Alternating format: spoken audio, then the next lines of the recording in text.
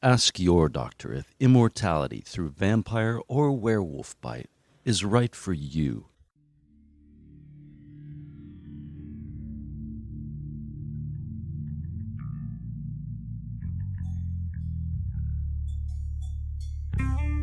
These images no longer can exist.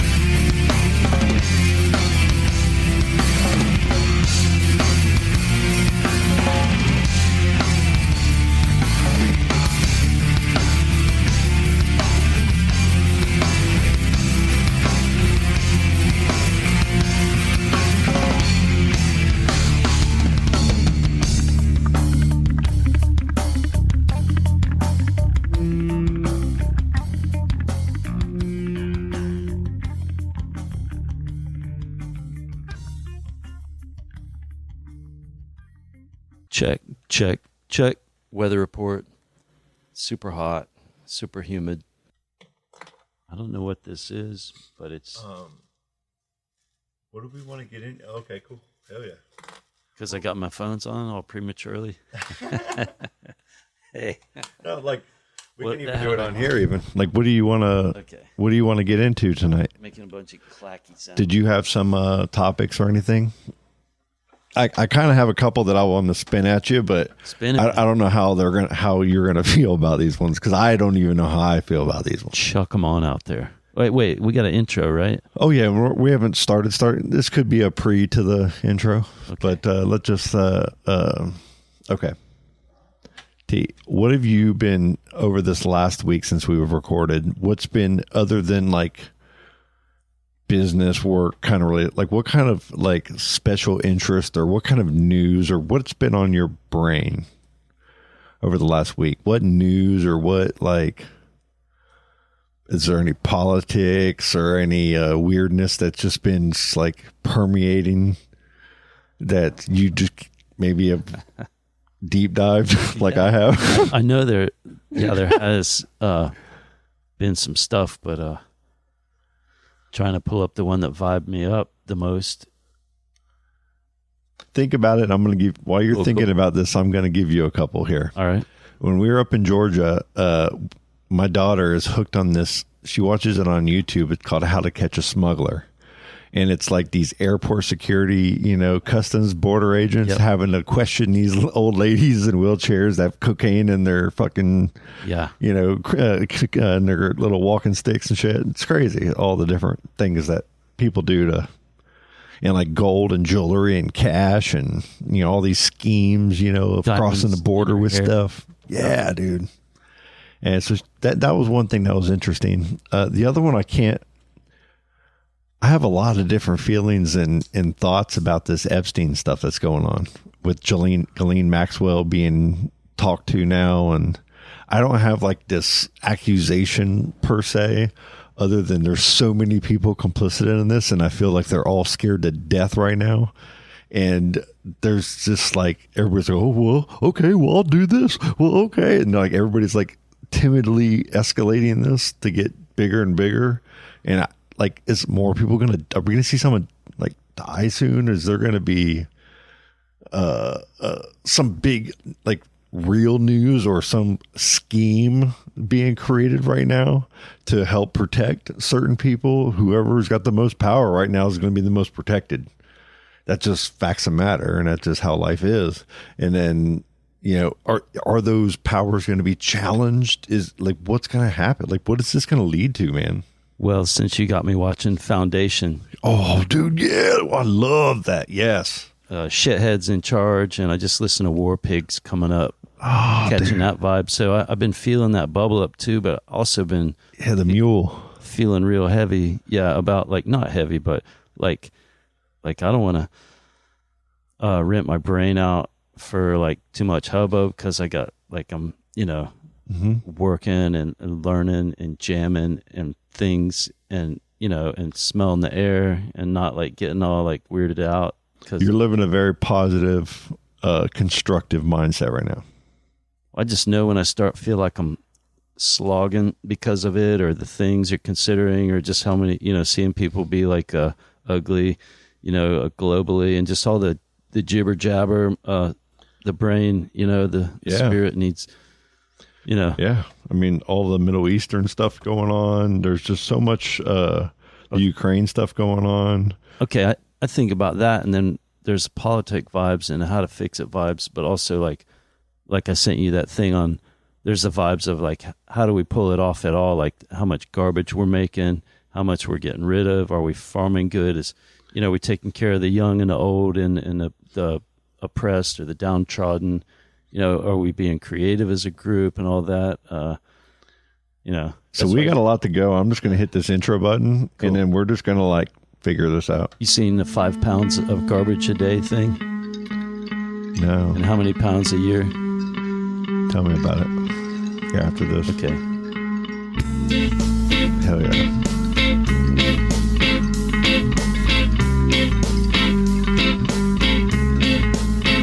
That set you right. Doesn't it? Yeah. It's the perfect intro, man. Makes me think of Carrot Top. Just for a second. As we see him in Oh, yeah. Caribbean.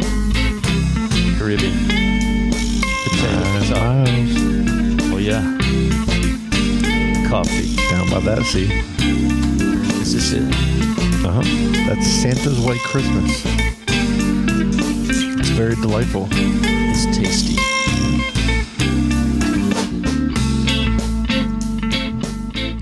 Well, hello there. Welcome to another episode of the Adjust the Mic podcast. I don't know what episode we're on, but I'm about to find out. Demerit. Episode 223. With me tonight is a partner in crime over here, Thaddeus Maximus. How's it going, sir? Super good. Good to be here. Very good to see you. Thank you. Yeah, very thankful, man. Glad you were able to take the time to come over and hang out with us tonight. Yes, my pleasure. Everybody's going to hear before the intro. I think we kind of vibed up a lot of stuff here. You were speaking on Waxing on. Waxing on. So please. When we was talking about when you feel all the global, Yeah. the stuff and the news and the impending like vibes and the hype and you just start, your antennas, they smell the smoke, Oh, yeah. and then what to do, how to be, all that. What were you just saying when we were coming in? You were saying something, and I said, "Tell me right after the start." Yeah, that was like well, I'll kind of just like, this is kind of neat. I seen a clip of Kelly Slater talking about a pivotal moment when he was in a heat with Barton Lynch, I think at Reunion Island, and it was a clutch moment, and it was he couldn't linger, in like some kind of vacillating mind state. So he kicked in gear, and how he kicked. You said himself. vacillating. Yeah, that's right. The squirrel that don't want to cross the road or come back, and Oh yeah. so he said he forced himself to be present in the moment. Feel the water, smell the thing, feel it, and get riled up with the root, with the rooted kind of piece. Yeah. So maybe Really get in tune and listen to it. I keep like making sure I sink into that when I feel that press down of all that, the hubbub coming at you from the internet and life and all the, yourself and all the. I mean, it reflects on, good advice given by many of people, and it's widely understood that, you got to love yourself before your love can be shared, outbound, in your positive, all of the, all these bad things that are happening. Our brains can easily just gravitate to those, and it can diminish our self-being. by, not giving ourselves the most power and, attention and focus and drive. That's the power that really needs to heal what's going on right now. Because right now there's a lot of turmoil and finger pointing, and there's not as much of a collective as I feel like. And also humans are so capable of, they're also brutes. So that's real fun to deal with the blender, Yeah, so that's what it is. There's a lot happening, and it's we're brutes. I'll say we're beautiful. Very much so. Us as me as a father, I am consistently, trying to overcome obstacles. And, when you have like dreams and things that you really want to accomplish, in life, but you have to, just like when you have like I like playing baseball, softball, football, but what is my passion? Like, where am I going to go? And, when you become a father, you're battling with like your internal dreams and aspirations, but then also being that person that's stable and caring and able to give attention, and you reflect on your past, and then you say, what do I want? And so I'm in this cool mode, and it's that pressure, you see it, man. Like, I feel like more than most people might, see some of my, some of those emotional hurdles that we go through, and that person to confide in because they've been through it, or whatever the case may be, is you start to really learn in that bigger picture what it means to work together, and it takes a village, and you got to have like a emotional, physical, all kinds of support to overcome and to accomplish things. And that's what life is, right? We're all trying to get to a certain point, or to live life a certain way, or to have that right balance. Man, just so much outside, all these forces just feel very off balance. It's always going to be storms, and you got to sometimes shift gears and be like, I know when it passes, get back to the thing and be patient, but not too patient, right? Dude, I mean, and just to give like, these comments, it's kind of, we're just kind of setting up something here. But personally, like, if I'm giving you like a personal, I don't think I've ever felt stronger than I have here past year, I'd say, maybe. Having to, overcome some stuff and really, deep dig and dive personal shit, and that's super cool. Be all super emotional about shit, and to be able to turn it into like a total, growth. Reflection and understanding, and seeing the pattern of that growth and what change, happened. So I'm on this much more, I feel like, attuned level of things personally, and multitasking is something that's happening very efficiently right now and good, and I'm proud of it, but I still have that dream that we both, we all dream, and that future, what if, or when if, or when are we and then we go back to like breathing the air, and doing this and going, okay, all right, right here, right now, all right, live in the now. But it's cool. Be centered. Yeah. Life's good though, man.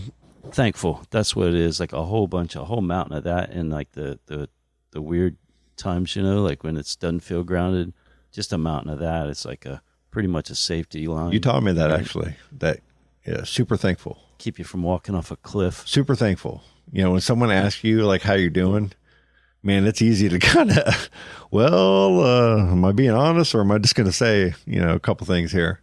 But the super thankful is something that's real, and it feels right, and it recenters you when you say it. It's like an enforcing kind of term.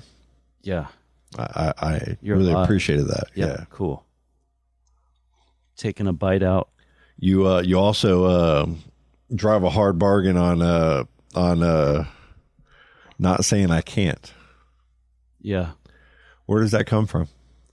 Probably there's like I think it was Frank Warren and Nick Gailey got me into these books about like Dennis Waitley and stuff, the psychology of winning, seeds of greatness, and all that kind of stuff. Yeah. And just brainwashing yourself to be able to do some rad stuff and get a faster recovery and faster learning, maybe. Yeah, it makes a lot of sense. So yeah, all that hard programming, like the downhill skier that's up there visualizing, making it, and he can default to the subconscious later when it's actual real time, and we hope that flow state. Keep that flow. Yeah.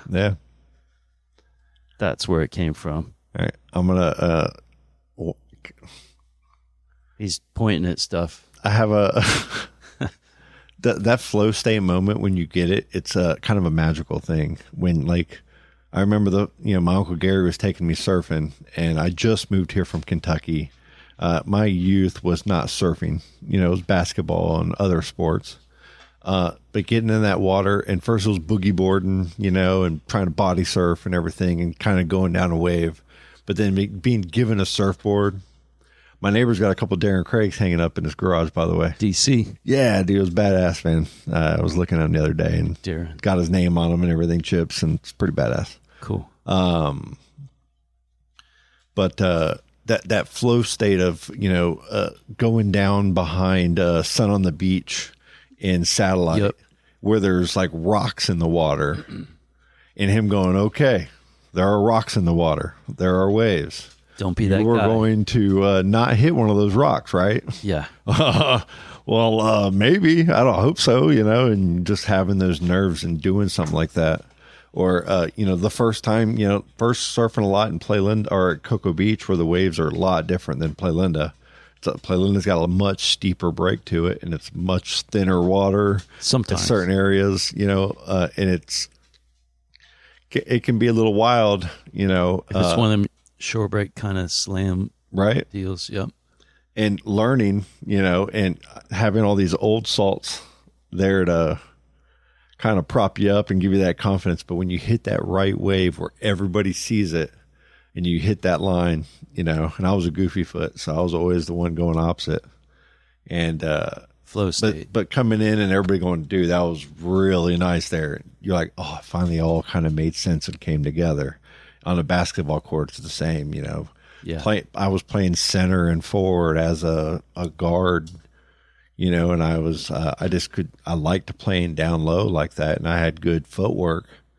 And the first time over like a professional, like a really good athlete that was in our high school, and I was able to do this little turnaround jumper, and it was like I've done that shot 1,000 times, and to do it and it float it over the hands of someone that size, it's like that was a mind thought skill that I've developed at that at that age, and it just gave you that personal confidence, man. Like, oh, wow, I should be here right now, and that's an important kind of feeling.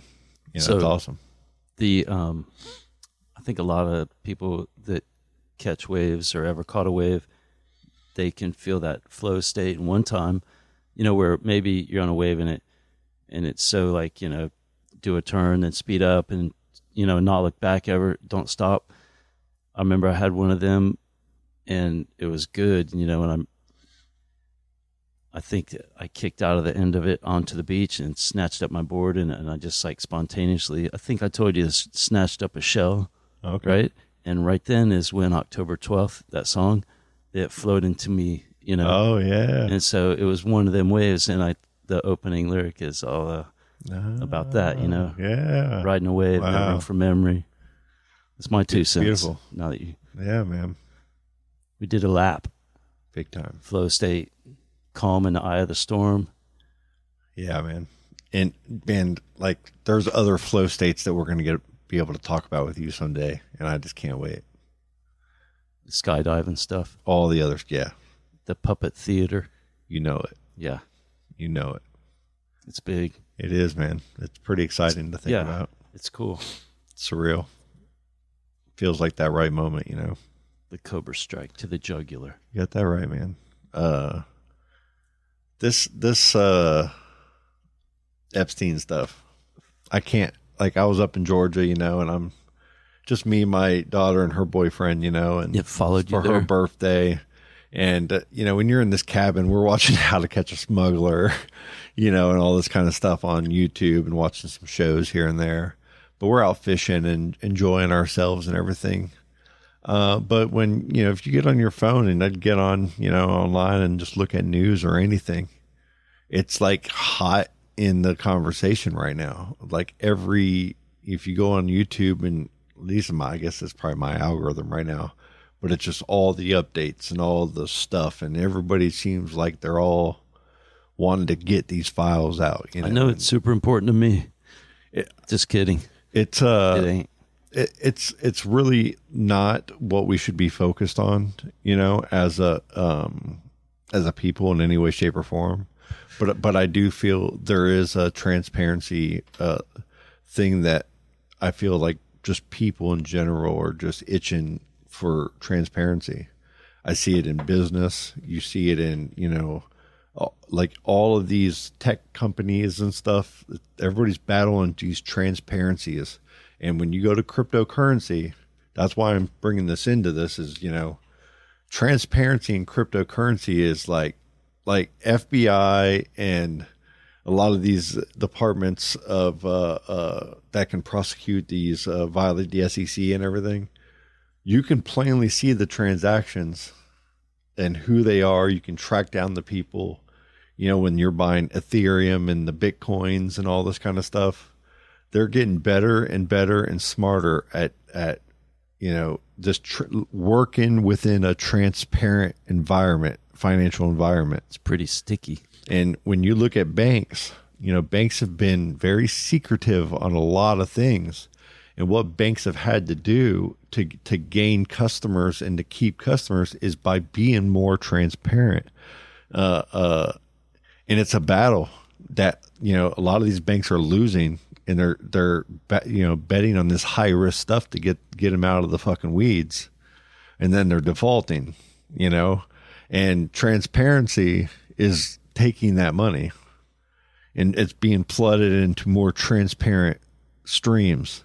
And I feel like right now we're in this political environment where the transparency is hitting that. And, I feel the Epstein thing is something that everybody is clearly seeing photographs and stuff all online.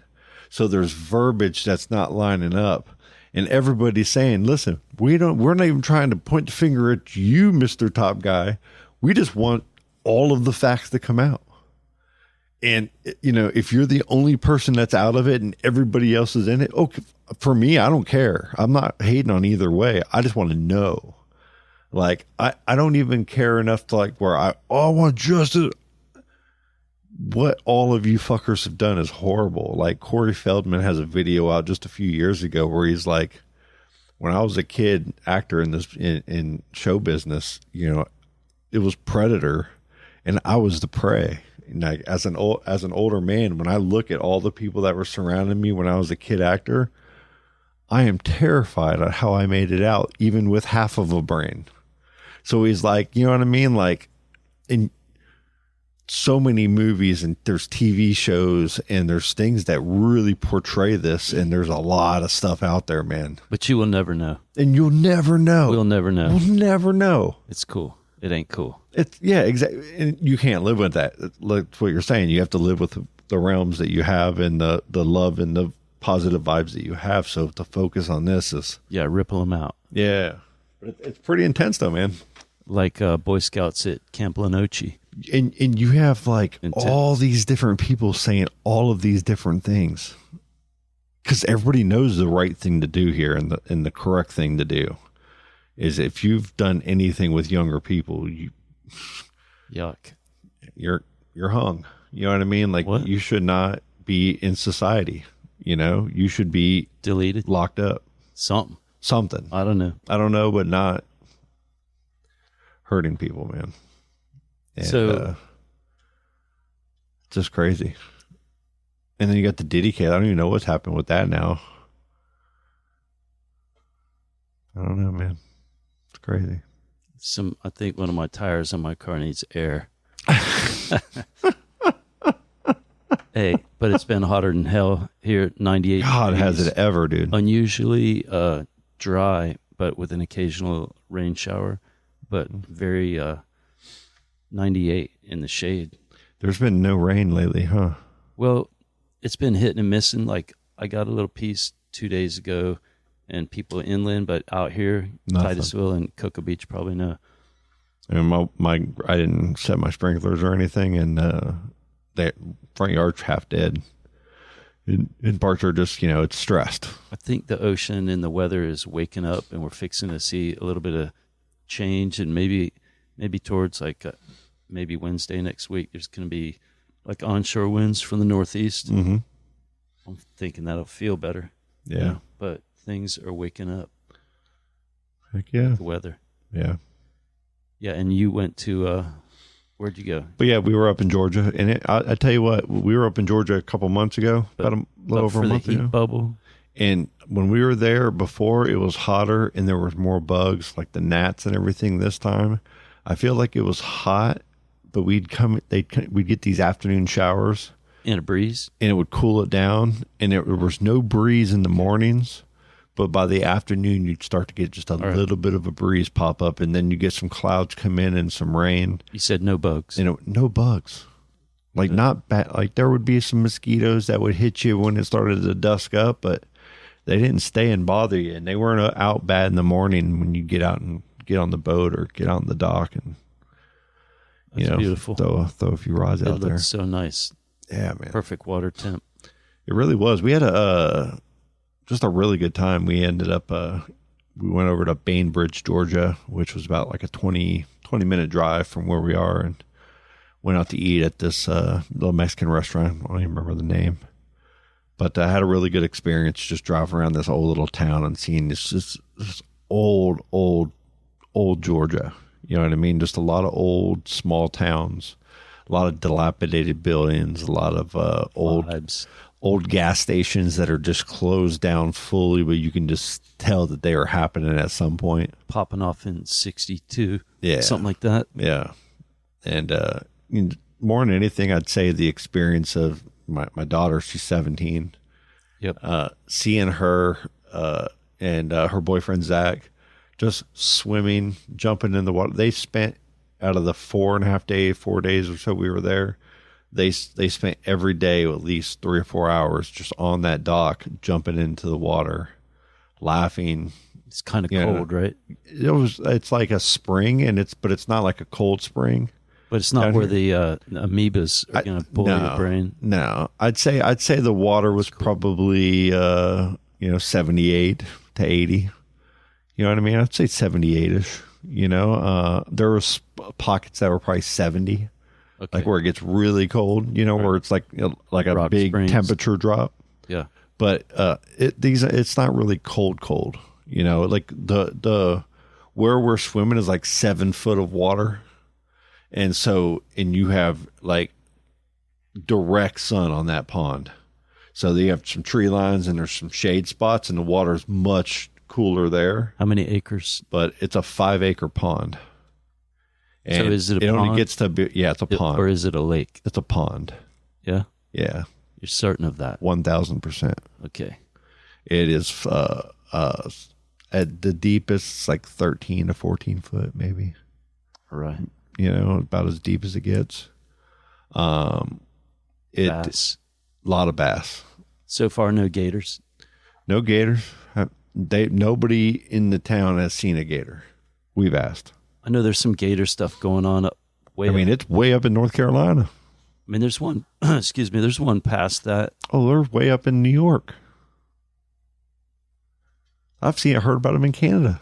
Oh, did you see Frank's thing where he talked about the New York sewer alligator thing? No. Somebody interviewed him. They got a little statue about it, and he just made me think of it. Yeah, what did he say? I think it was a myth debunking, kind of what's true and what isn't, and you have to search it out. Gotcha. Yeah, but he. I would think underground in New York they'd have some warmer areas, through steam pipes and through different, things to where maybe it could be inhabitable for a creature to live for a period of time. I think one thing is caves, like even besides man-made stuff, but caves up there anywhere up past North Carolina. Yeah. They can overwinter. That's what Frank. They can hibernate, right? Well, especially if they can find a place where nobody's going to poke at them or mess with them. They can just, do the frog thing or the toad thing. Yeah. Because they can slow their heartbeat down. I mean, they can sit there in ice and stick their nose out of the water to breathe and with a frozen ice. You know, I mean, it's like they've been around for a long time for a reason. I mean, they go in salt water, brackish water, fresh water. There's been a lot lately. Yeah. There's been some. I think Frank has caught some big ones lately. And look at all the, I mean, just so many, snakes down in, we got to get Okeechobee. Alex in here. Oh, yeah. Yeah. Hey, I want to go backwards for a second because of YouTube and what you watch and all the news stuff. Yep. You reminded me that Rudy, what up, Rudy? Hey, Rudy. Took me to a YouTube channel of this cat that he was he would eat. He'd go to a restaurant and eat everything. He'd order everything on the menu. Mm-hmm.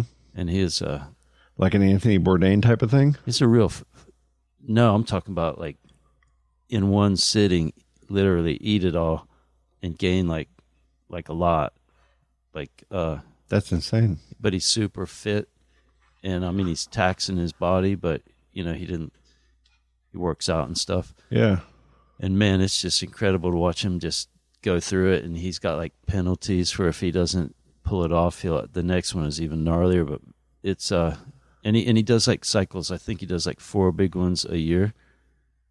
And it was intense. That's okay. And then, so you got Joey Chestnut and these guys that competitively eat. You got, there was a show where the guy goes to all of the restaurants that has like food challenges. Yeah. And you get it for free. Like you got to eat this big 50-something ounce steak, or you got to eat this, or you got to eat this burger that's like 10 pounds. And if you eat it in a certain amount of time, then you get it for free. Yeah, there's a lot of that shit out there, man. YouTube is a beautiful place. Hey, but I did, she showed me, but yeah, there's a lot, but also, it's kind of wild. Gardening. Yep. Jamming. Totally. How's the music going right now? What you guys working on? Right now, we are working on a song. I don't know what it's called, but heck yeah, it's got Kyle from Kyle and the 8 Minute Miles. It's got Quill, and awesome. It's got Rudy. Okay, and it's got some other folks. Love it, and it's cool. Yeah. Oh yeah, man, it's badass. Yeah. Gonna get released on YouTube? Yeah, it's gonna be part of the ears benefit. Yeah. And I'm psyched about it. That's awesome. Yeah, we worked on that this week, and oops, dang it. Heck yeah, man. And also, I think Kyle's latest song is almost buttoned up. Okay. Just doing a little final this and that. Hell yeah, man. Even if the sun explodes. Yeah. Yeah, and Che is going to release a video, a podcast, of him dialoguing with Kyle about that song and other tracks. Yeah. That's great, man. He already tracked it, and he's just waiting for button up. Yeah, and Che will be back. Francesco will be back the 30th. Okay. Probably back here after that. Perfect. Yeah, he's been chatting him up a little bit. Love it. Yeah, I think he fell in love over there. Oh, no. He did. Yeah? Maybe. Beautiful thing. Yeah. You're putting it out to the world right now. Telling everybody. Oh, damn. We got to start calling him Mr. Francesco now, huh? Maybe. I love it. So what else? I love that, man. That's a beautiful thing there. Let's take a break. Cool. And then we'll come back. I got the okra for you. Ooh. Huh? Hello? Mommy, they picked up. Hello? Hello? Hi. Hi. My mommy told me to call you. Hi. She did. Mommy. Hi. They're talking on the phone. Hi. Hi. You know what? What? I like ice cream. Really? Know what else? What? I like trucks.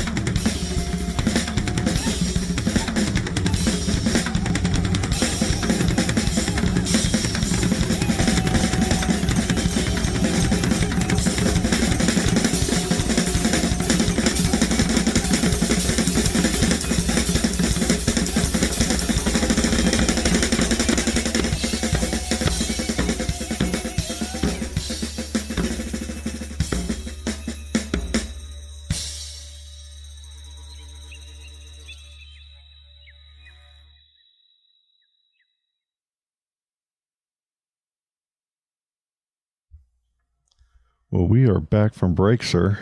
Breakser. Welcome to Breaksers. Yep. All day, every day. We went there. We have we got some good stuff to talk about here. You ready? Yes. AI is taking over. I watched a YouTube clip with the godfather of AI. Was like, guys, I've been preaching this stuff for a long time, but now I'm sending alarm bells that shit could get crazy. You're watching Sam Altman come out and even say, hey, there are certain things that are happening with voice modulations and mimicking other people's voices and being used in clips. And it sounds just like that person, and it can be strewed completely terribly. I am sounding the alarm on this. There's it's being used. Like, how are you using it? It can be used in beautiful ways, and it can be used in scary ways. I'm using it to strew things. What are you strewing? I'm actually construing them. I just used a little bit recently, sniffed it out with, I didn't use too much, but I've seen that Logic has some things that it'll help people finish like a song if they put some. They have some little AI creative assistants with the plugins, with all of it and stuff. Tones helping clear things. I mean, oh yeah, no, I dig that part. The Swiss Army knife kind of take the bullshit out. You know, there's a couple plugins on Logic. They work with all of them that I've gotten. Even Ozone, I think it is. And Ozone has a couple RX. Yeah, has a couple plugs or a couple things that you can just hit one button and it's AI. Clean it up. And it really just goes through and you can say, hey, I want this type of rock vibe. I want, all your different, vibes to it. And it'll completely go through and listen to that whole thing and give it that energy that you're looking for. And it's pretty awesome. And I think somebody tuned it into like a LP song and made a different old record vintage. They have old radio. They have like real punchy, real bassy, like deep bass, and and it just cleans the voice, cleans the whole voice out, and just gives you that vibe, And I messed with it for a while and liked it, but then I found my own little things that I liked and just kind of stuck with what works. There's a lot to have fun with. You can go crazy with it, man. And now you got on Twitter, you got this grok where anytime someone says something, the next person can go, grok, is this true? And it'll go in and flush out whether it thinks it's true or not. And it's like AI is being used in so many different ways. It's like kind of fact checking a little bit, but it's getting stuff wrong still. It's not perfect. It has humans arguing with it and then changing its mind, So like you see all these algorithms within these, speech, artificial intelligence speech bots or whatever you want to call them. And it's becoming more like somebody I was listening to the other day was like, Apple has been my hub of sanity. The operating system that Apple's, their operating system and their phone networks and everything, it's been like really the most powerful network of, the apps work, the sound clarity is amazing. The style, the speed of which it works is amazing. PC has always done great things. They have their positive marks too. But when you look at their network, people aspire to be Apple's network, and their store and the way that they do things. When you look at the Android and you download a game on an Android phone and play it, and you play one on an Apple phone, and you'll see the bugginess on one and you'll see the cleanly and fun play on the other. And that's why the game store of Apple's has been so, great and so positive. All the games get just crazy downloads and playtime. Games, so all of these different, tools within their, but artificial intelligence, they have not, Siri has not been the leader in any way. And ChatGPT is so good. And like the conversations that you can have with ChatGPT now, like it's so much better than anything else out there. Like if I was talking to my Alexa, to say, hey, do this, it argues with me. It doesn't hear me. It doesn't pick up everything. It like gets bogged down for some reason, but then it'll throw me an ad in a heartbeat. You know what I'm saying? Like their priorities are not straight. So they are going to lose big time in a very big way if ChatGPT starts making units that you can talk to it like the Alexa, because right now you can do that on my phone and have a conversation with it. And I'm telling you, it feels like I'm talking to another person. And I feel like when I ask them the question, they're already looking 2 or 3 levels deeper on, so I don't have to talk to it too much. It gives you it almost like predicts what you're thinking and tries to give you the most in tune answer possible. And I'm sure people have broken it down and have it to where, it fails at this or doesn't do that. But in genuine conversation about, hey, I'm thinking about, upgrading to this, or I'm thinking about buying, this, or I'm thinking about maybe going to this area. Like, what's the weather going? Like the whole conversation go, oh man, well, let me look that up for you. Oh, the weather is going to be and you're just like, whoa. Like the conversations that you're having with this ChatGPT is taking market share away from Apple even, because the technology and the AI is so much more advanced than anywhere else. All right. And it, like, you can't, like, how we would just like type to it and it would give us like imagery. Yep. It doesn't do it in the same way now. There are certain little apps and stuff within ChatGPT that you can use, like little, areas to where it'll do that for you, little networks where it will. But like when you're talking to it, it'll actually types it out for you. So you can take and copy that, because I guess it's more like a free for, so it's a fairness for everybody. But you can copy its. It'll say, I'm imagining this scene with this and this mode and this detail in a daylight setting in a Florida. Please use a stipple effect. With a grayish brown and a green and blue pattern. And it'll freaking give you the words to where you can copy and paste it into like Adobe's AI image creator. You can post it into another image creator and see the effects that what you've talked to it is going to give you in all those different areas, and create videos and music. And I mean, you name it, it's doing everything. It's solving, I think it's solved like some kind of protein, like a gut biome protein thing. It's like solved like some number of unsolved puzzles within, diagramming and understanding your gut biome, understanding something about cells and DNA strands or something. It's like solving protein.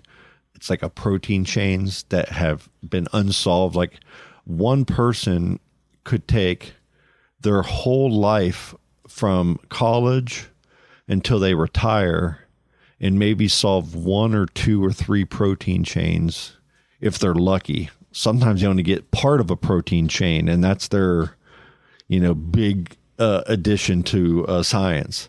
To where now, with artificial intelligence, the protein chains have been, they've solved like thousands of them or hundreds, some kind of huge number of them, in comparison to the one person trying to get 1 or 2 in their lifetime.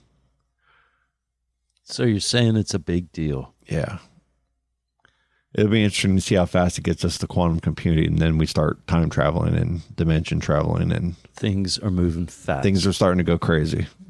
Because if you think about it in a scale, it's exciting. We like Earth might just be like a little sand speckle in a sea of galaxies, and we're just these tiny little like atoms, each one of us with different little energy systems in a smaller, way, that everything seems so vast. And it's, because we're just like a fucking, maybe a hair on a fucking giant's arm, or a fucking chin fat spot, or something. Do you know what I'm made of? What? Thatums. Scottums. I'm a delightful treat, like a toasted strudel or something. Scottums. That's good. Scottums. Yeah. Gottums. Scottums. Need 'ems. Yes. Meet us at the door. Scottums. Yep. But it's perspective, man. And like when you watch these Marvel movies and stuff, and Stan Lee was very interesting when how he talked about, how he wrote, how he told stories. It has a good heart to it, but the imagination is so crazy. Some of the stuff, there's something that where people say, if you can think it and enough humans project and think that same thing at the same time, that you'll make that reality true, happen. Like the person that harnessed electricity for every household, like Tesla, the things that he did, the guy that made the bomb, that is insane. Like all of those, the people that are, solving nuclear fission right now, to have like a small area of power that is consistent forever, or for some crazy amount of time. It's kind of crazy to think about. That's hotter than the sun, So we live in exciting times, and technology is speeding all kind of stuff up. We're all guinea pigs. Yeah. And thankful guinea pigs. All right. Hey, did you hear about the plastiline guy? No. There's this guy on YouTube that made his, like, since he was like 17, it was like 5 or 6 years, and it's still happening right now. But he took plastic and shredded it down, and has been like putting it through all these react machines and, things and processing and everything. And it's made a diesel and a gasoline out of it. Little nuggets. That has, when it's gone through some of the testing, he didn't know the octane on the last video that I saw, but the he was showing the plot and went to certain places and they tested certain parts of the gasoline and say, well, this is a much more cleaner, efficient fuel. Like he was talking about it being like one of those fuel additives that you add to fuel to make it better. And he's like, no, this is fuel. You're making fuel out of plastic. And it was really cool, but it was getting kind of weird when, how they've said people in Titusville has made an alternator for a car or a carburetor or something that could give it gas mileage like 100 miles to the gallon. But then they say like Big Fuel has bought, that technology and burned it, that kind of stuff. This guy was starting to get helicopters. He started getting some death threats and stuff. And then he was missing for a few days. And his mother just came out and go, he's still fine and alive, but there's been real attempts, on his life. And, he is threatening to upend a lot of very big industries. And there are people like that do die. And he has had black helicopters going over for multiple minutes over his house where he was doing it back in the farm behind Black his mom's. Helicopters. Yeah. Grassy knoll. Right. Totally all that kind of stuff. Yeah. But now he's hiding, and stuff. So I don't know much about this. It was just something I saw on YouTube. And when you go start researching it in other areas, everybody's like, yeah, that's really true. This plastiline stuff really is something that he made. It's nasty, though. And it would be a big solution to the plastic problem. Maybe, maybe not, right? Yeah. Totally, maybe not. Even it might even be worse for some reason. We don't know. Yeah, because it's all... But if you saw the video and you saw how clean the fuel was and you heard what he was saying about the output, video, and when you watch it, you understand that he really understands what he's talking about. And other professionals say he really, I think, did this. I've seen people fake it and get scholarships. You never know.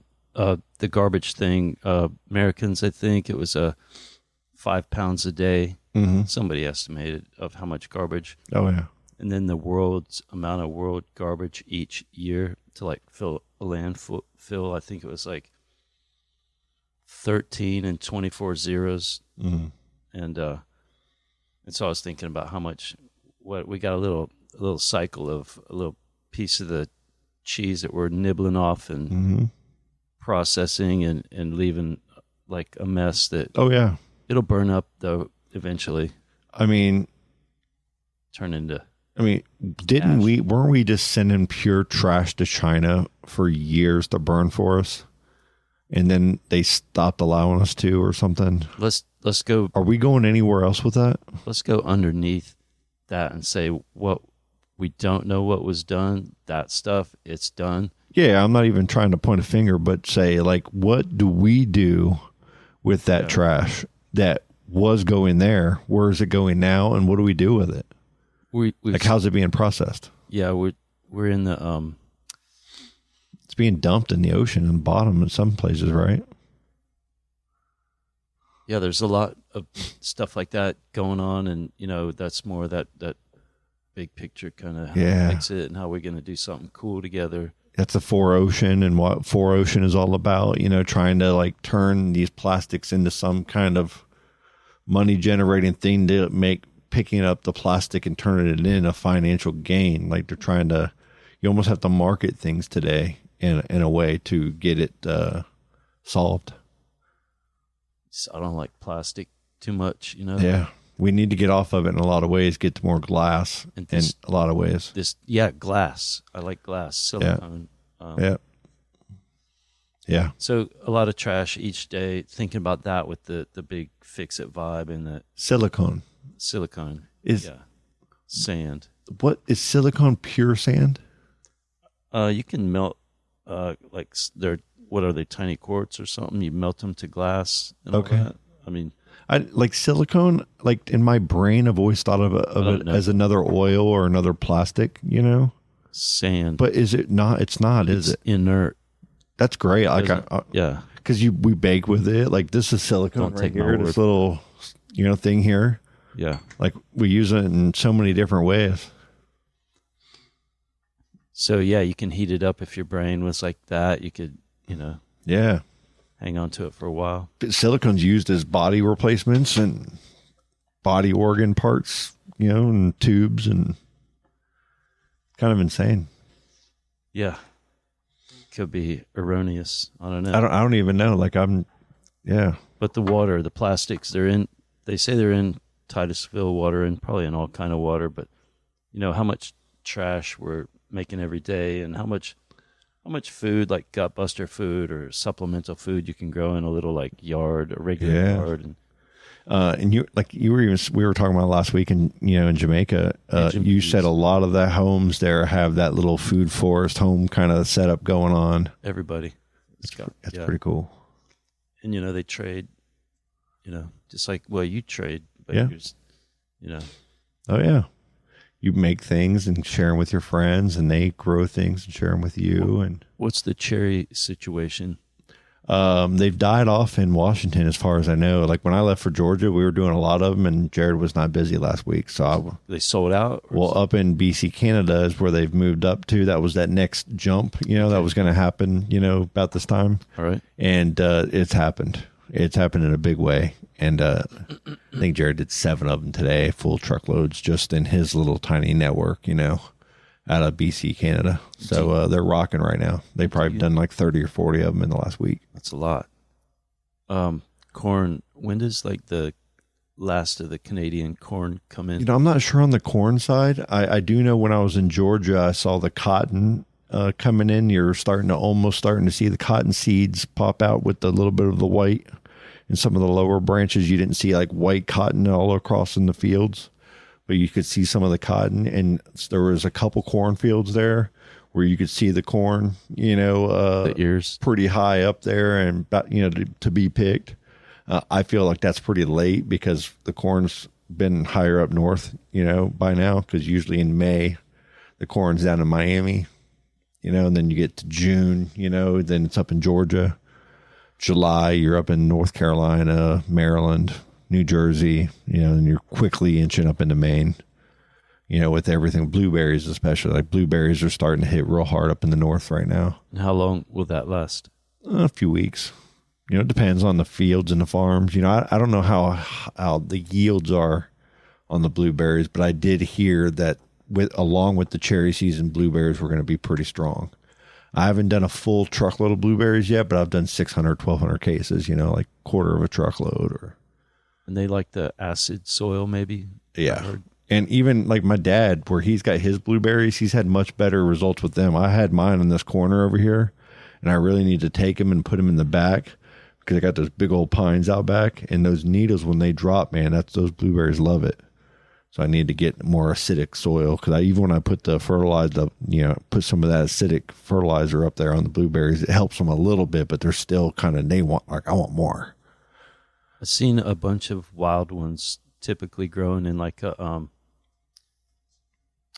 saw palmetto pine flat, like a flat kind of thing, but that sandy, like gray sand, but not always. It drains it pretty quick, not low. Okay. But yeah, man. Me and Brinko, who wants to come back, Brinko. Oh yeah. We had a blueberry festival one time. We went on like a photo deal way out in the sticks, and man, it was pretty cool. Yeah, a lot. Well, it's kind of neat too. You see a lot of these families, they're, creating a very nice supplemental income on growing fields of blueberries. And having you come pick them, because like a lot of people with social media, it just makes it like this goes hand in hand with this, but it's turned into a thing around here. There's certain times of the year where you hear mothers, hey, we're taking the kids out this weekend to the blueberry fields. It's great. Last year we went to this one, but we're going to try this one now. And I think that's a cool thing, man. And I think you're going to end up seeing, that with that you pick them yourself, and then, we'll weigh them and charge you for what you pick, is a way that takes the workforce that's needed to run these farms, and it helps that, but then it also keeps the income in-house on site, which is very valuable. And what makes farmers markets so valuable is you're not like when you're a larger scale farm, you're taking, X amount of your product and you're selling it at whatever price, but whatever crops fail, like whatever percentage doesn't get sold, like there's all these little mini deals that are popped into things with these markets and stuff, these, grocery stores.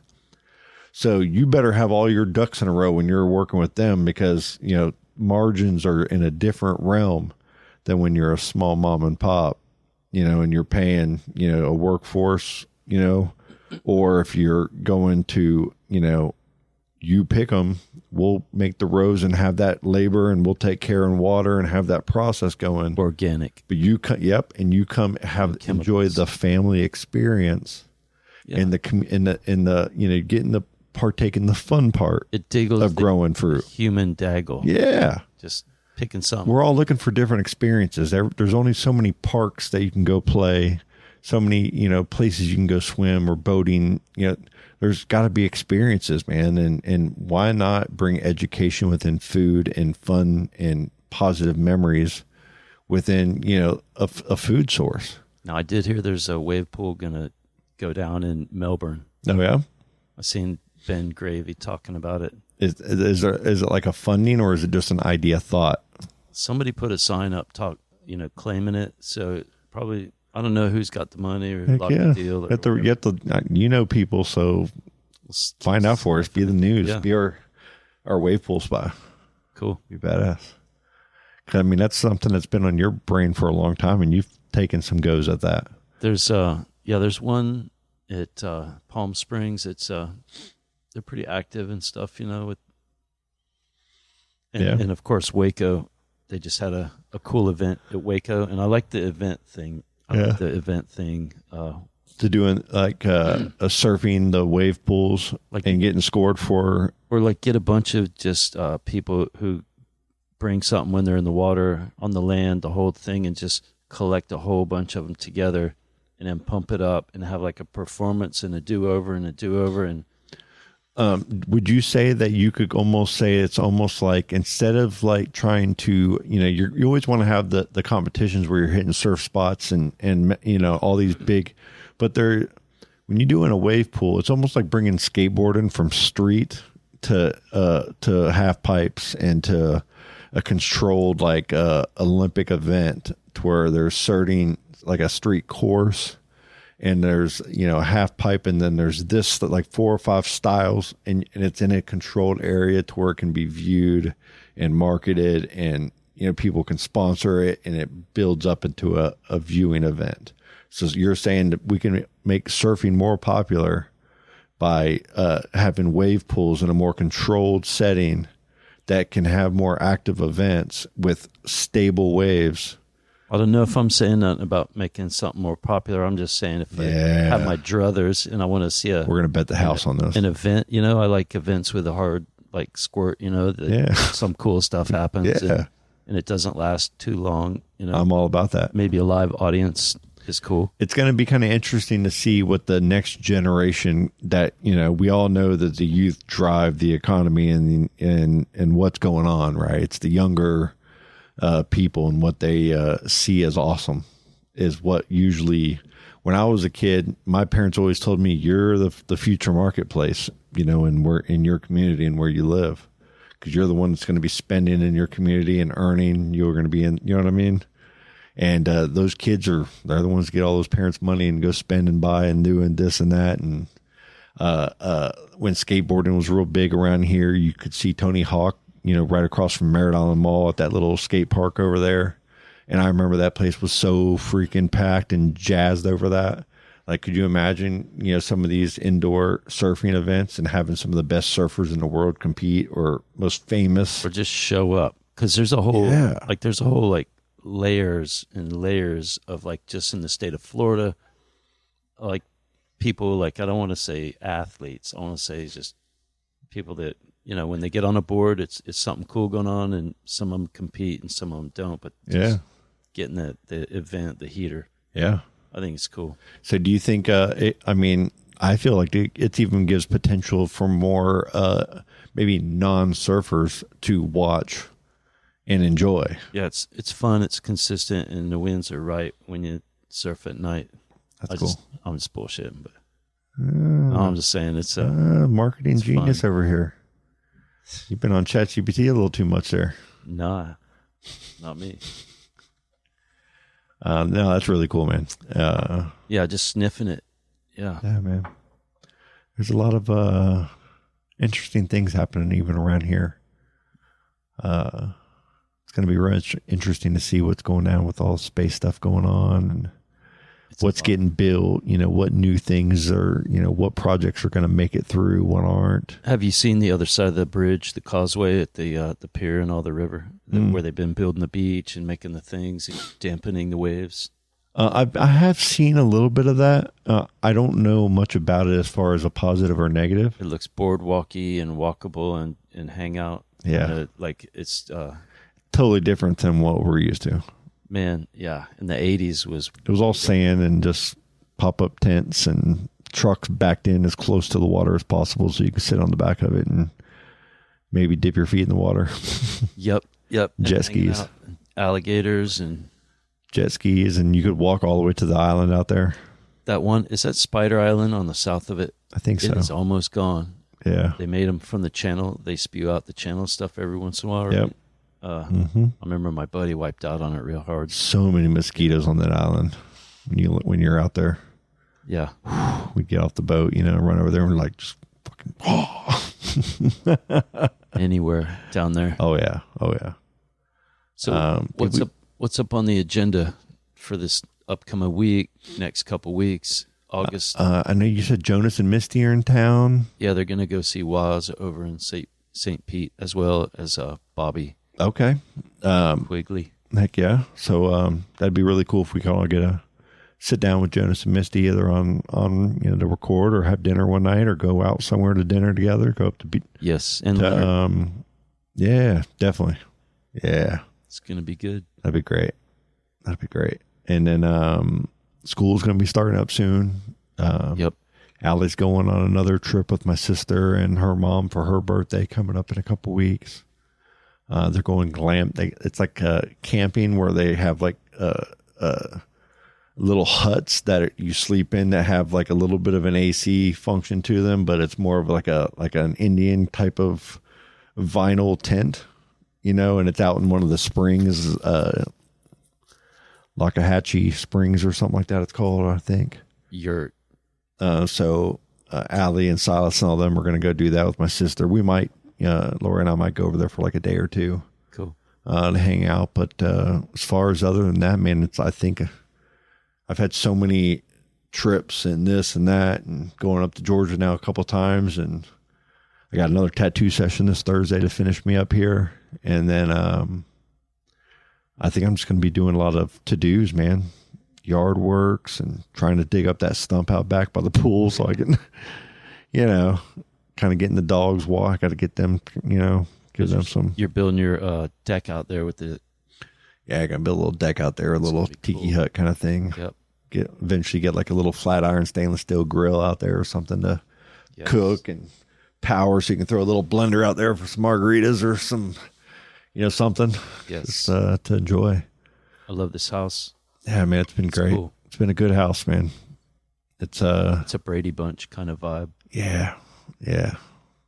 It's nice now. It's kind of we've all settled into everything, so it's now just maintaining and fixing things. And Scott's got the jungle in the garden going on, like a little food forest. Right? Yeah, man. And you saw it. That, you know, we got some rain, and this is a new thing I'm learning too. Is, you know, I'm never collected as many plants in pots and tried to grow as much of a variety of things and maintain it all at the same time. I haven't. This is about as maxed out, frisky as I've gotten. Okay. And some of the things that I'm learning to overcome or learning to battle right now is when it rains for 2 or 3 days in a row, And then it's like kind of gets a little bit mildew and funguses bugs, and that's when things can kind of come in and take over areas. Where I got some spider mites on some stuff, and I was getting some like different, diseases where neem oil or, some type of fungus wasn't necessary. What do you need? Charge? Is there one? Is that an Apple charger with a C or one of the plugins? Yes. Yes. Means I don't know. You need. We're going to pause. Dog pause. Fox pause. Hey, thank you. But it ain't no thing if it's a hassle. That's not. So, have you eaten anywhere good and local lately? Actually, we went, I got back to from Georgia Saturday night. So Sunday, after Lori got off work, we went down to Cocoa Beach. All right. And right behind Ron John's, and just kind of went out and looked at the, water and kind of walked around Ron John's a little bit. And we ended up going back to Fish Lips. Eating at Fish Lips. I haven't eaten there in a while. What'd you get? Oh, man, it's in the fridge there to heat up after you leave, probably, other than having that. What it was? I forgot all about having it now. It was it was the Nola. It's the blackened shrimp on top of like a cream sauce on pasta. Damn. Oh, dude. She got the fish and chips there. My favorite thing there is they have these cheese sticks that are jalapeno. Okay. And they're unlike anything you've ever had. How so? They're just the best tasting. Are they flary? They're just the best. They have the best. Meat? It's not too hot, but it gives you that. It tastes like fresh jalapeno, breaded jalapeno cream. With that good mozzarella gooey cheese on the inside, and it just perfect with like a ranch. All right. Dip, man. But and they're kind of famous for that. That's the one thing that they've had since they first opened. What's the name of it again? Fish Lips over in Cape Canaveral on the port, next to Grills and everything. Cool. Yeah, we went over there. We were going to go to Grills. Maybe that's one of the good ones. Or Rusty's right there is a good one. Just kind of picked Fish Lips, and it was great. It was a good meal. Up in Georgia, we went to this place. I cannot say the name right. Jalisco. It's like Jaliscio or Jalisco. All right. But when Mexicans say it, they say it such a better way. Or Spanish people, I'm saying it wrong. But we went there and had a really good meal. Had a good time there up in Georgia. And then had some good fish that we fried up on that Saturday up there. From fishing, we had about 8 bass we kept. So yeah, we ate pretty good. So food has been rolling through, very plentiful. Who cooked? I fried the fish. And what kind of stuff did you put on it? I do a Zatarain's fish fry with a panko breading. I do that lemon pepper. And then old school. I dip it. I first take the meat and soak it in ice and milk in the fridge for like an hour or so after you fillet it all up in all the pieces. And then, clean it off, dip in egg with Tabasco. Yep. Salt and pepper. And then just boom in the fryer. Makes me hungry. And so good. Last time we talked about breakfast, I ate that breakfast. Oh, we did the same thing. Yeah. It was the best, man. A good evening breakfast for dinner can't beat it. It's probably better for you than eating breakfast in the morning in that full kind of way. Yeah. It's probably how it's meant to be rather than a marketing of it's just the great. Gut buster. Oh man. Good like grits. Yes. Like biscuits and gravy, bacon, like a good pancake. Yeah. Oh man. Maple syrup. If we're indulging, I'll throw a hot chocolate with the whipped cream on it. Oh man.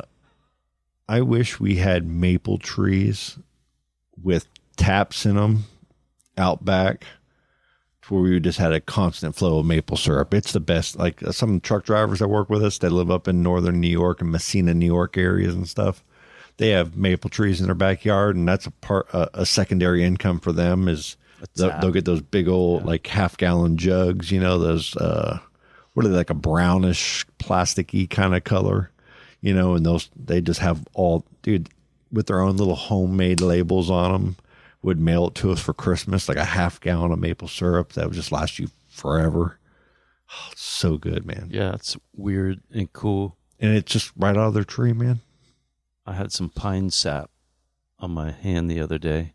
Did you eat it? Did you like it? Nope. Put it anywhere?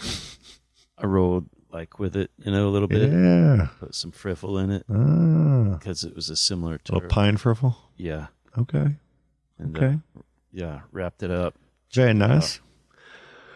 Very nice. But it's tacky, and they used to put the old pieces of metal on the trees back in the day, maybe the 1910, 1920, but in Florida, if you ever find an old tree with the two pieces of like metal about face high, and they kind of look like, to me, like a cat face, Okay.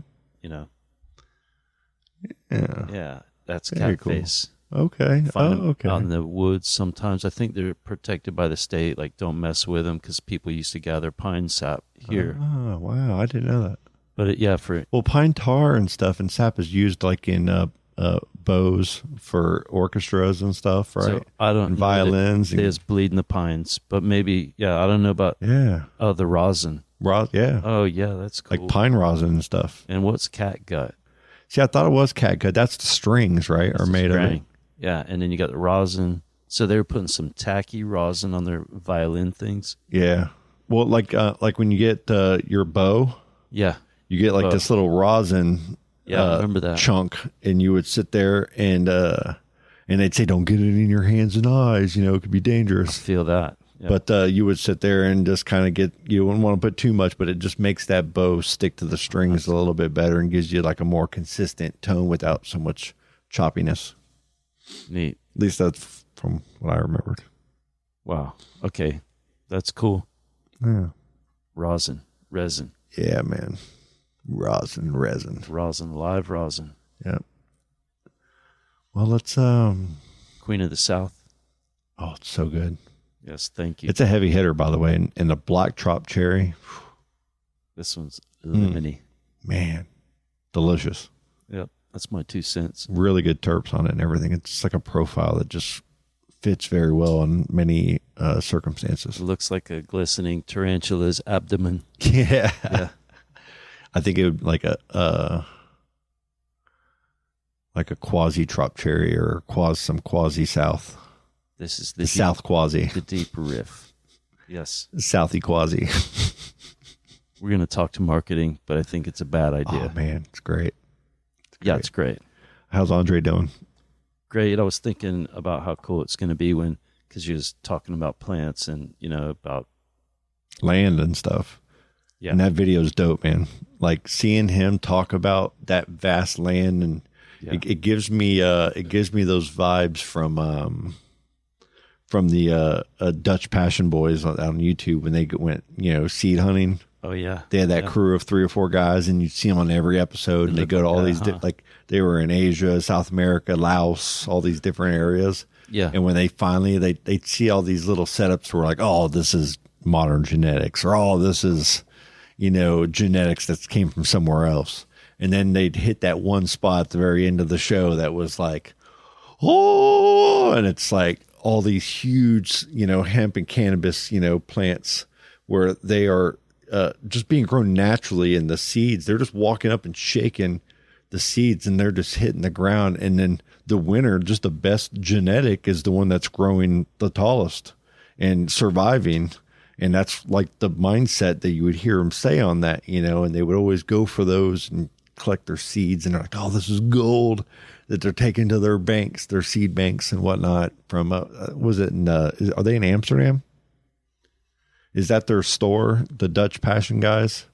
Because it's that one guy that was like the passionate, and it was cool because you're seeing them pay off like their little backup side dude to pull out his money, and they like smoke it and they go, oh man, this has got this in it, this has this in it, this has this in it.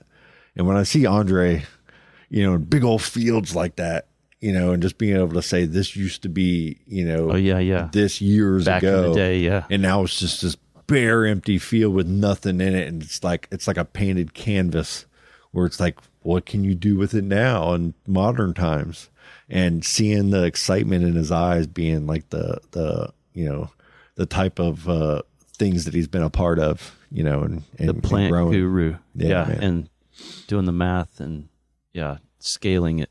Yeah, I see YouTube videos in the future of just awesome words and stuff that you've already collected. You know, videos you've already made. And this, we're going to get Kyle to chop them up for the video that's coming. But this, you seen this guy walking around doing some of them videos. This is Federation Seeds. I like that. It's got some Star Trek vibes to it. I think this was about the one that's got the Romulan in it.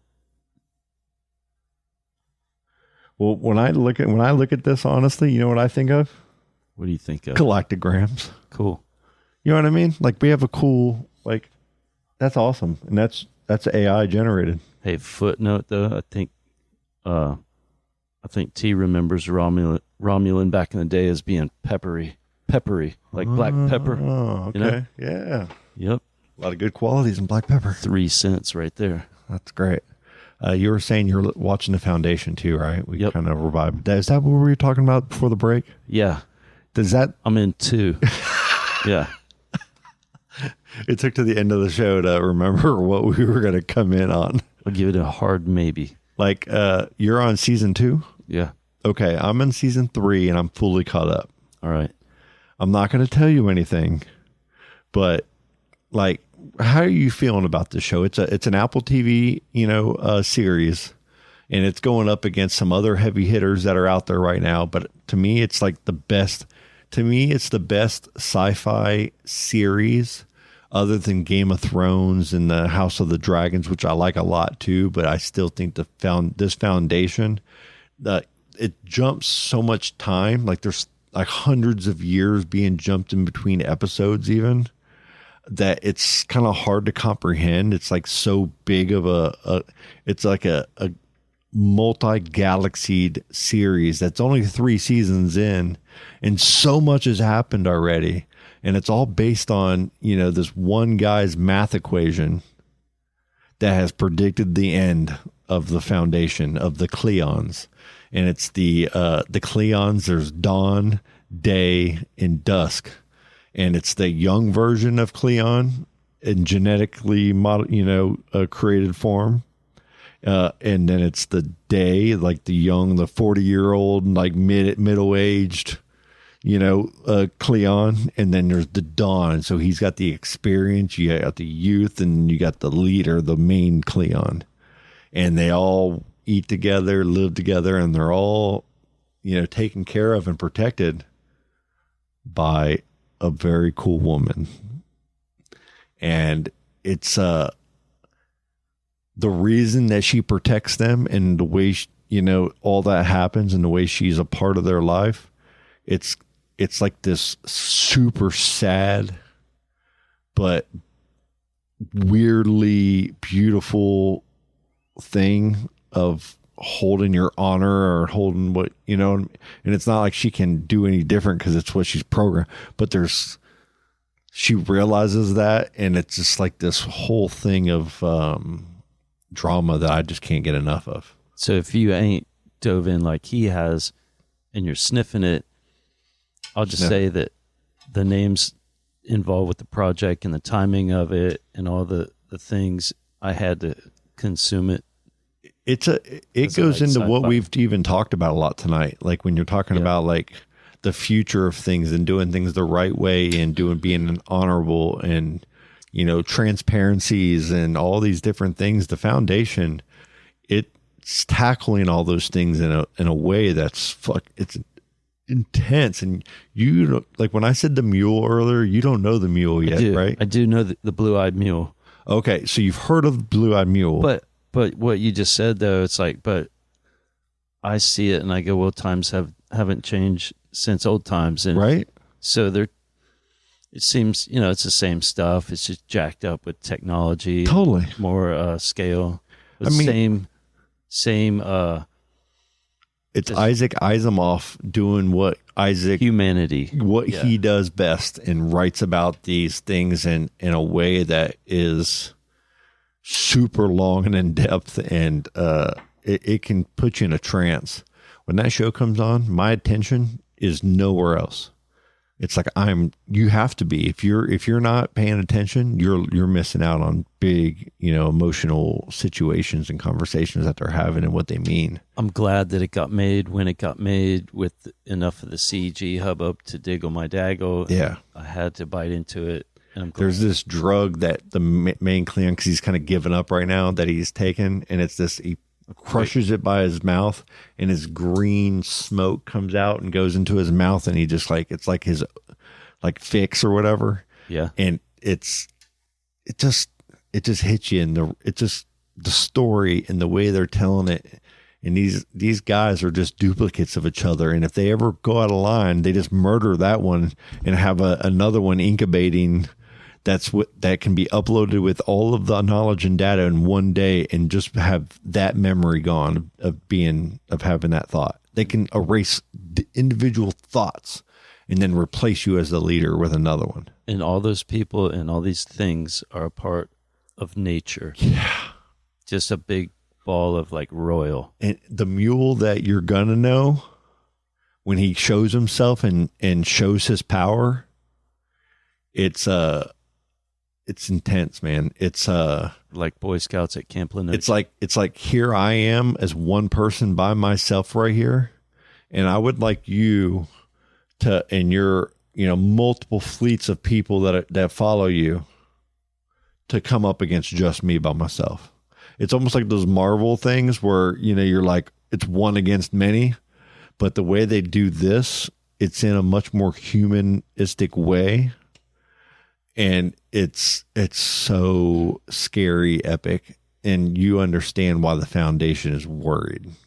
It sounds like jawbone of an ass kind of thing. It's the best, dude. So, mind power. Yeah. And it's the guy from it's the Iron Throne uncle from Game of Thrones. That's the mule.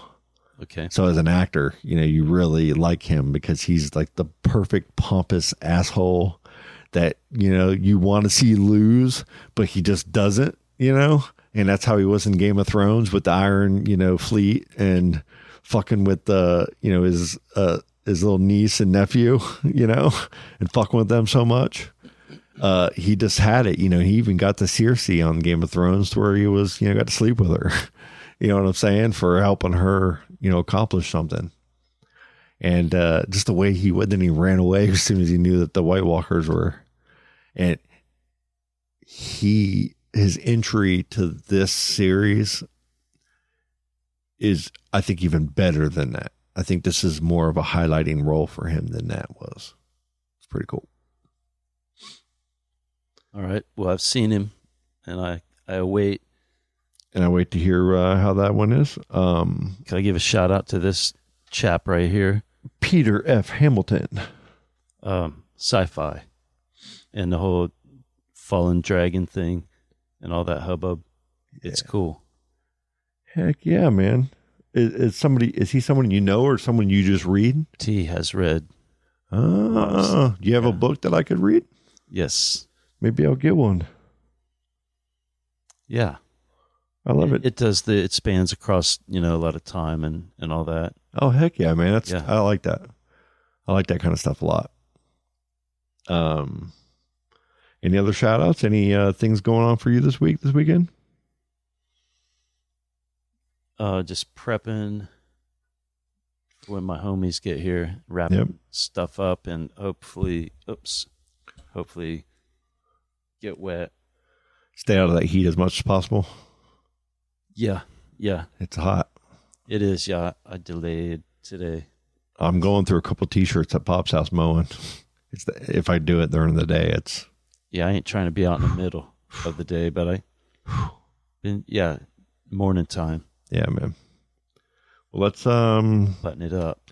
Let's wrap it up tonight and see you again here soon. And like I said, Thursday I'll be getting another tattoo there and talking to our boy and Jocko. Dude, he's got his little music thing going and he's working on some stuff and he wants to come say hey to T and see the pro and get to stop by sometime and get him on mic after this is all done to talk about it with us. Let's do it. Yeah. I know you got just everybody that we could talk to at the drop of a hat. So Brinko, we got to get him in here. got to get him back in. It's been a while. Next time he's coming over, maybe it works out. We plan a little. Yeah. Come over here and we can talk a little trash, and I can tell him about how good of a photographer I am now, and really kind of down. Try to show him up a little bit. Yep. You know, just come in here and be like, well, you know, I got a camera now. Two up him. Yeah. You know, I paid $100 for it. It's pretty nice. Man, yeah, he's got a. When he told us how much that camera was that he was playing with, I was like, oh my God, it's more than my house. It's insane. But yeah, I definitely would love to chop it up with him. And I'd really like to talk to your bro. Yeah. And learn about this love that you're spouting out about right now. Nephew. To the world. Bro. Yeah. Francesco.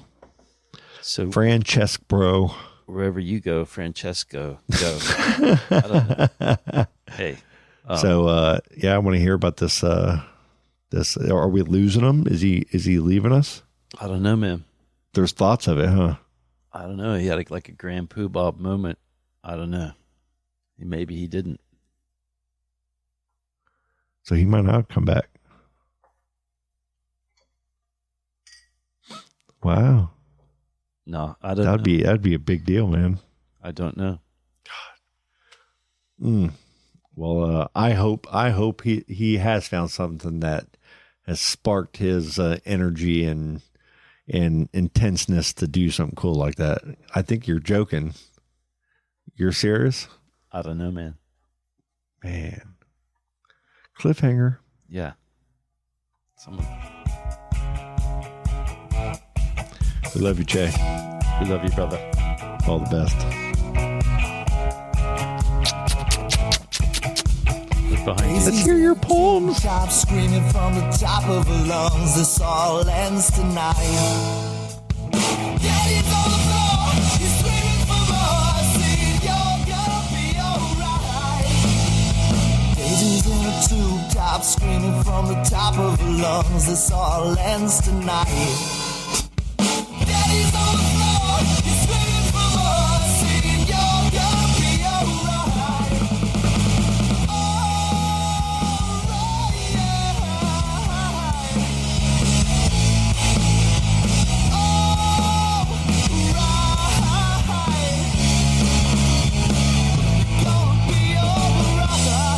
Dude, that shit's killer.